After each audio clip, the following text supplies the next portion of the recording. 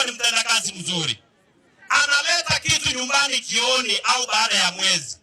Lakini iwapo mama ataonekana ni mama wa kula tu, na Mungu nginawe takani chika kwa hiyo pipile chiko nyumbani, kitabakia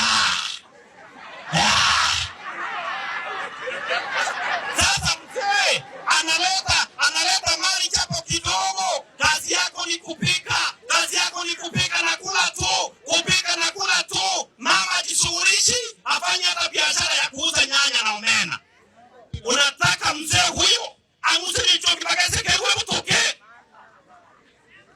ngomo kungu masada mkata na rongi bosa ayerende anchumti okorete kap.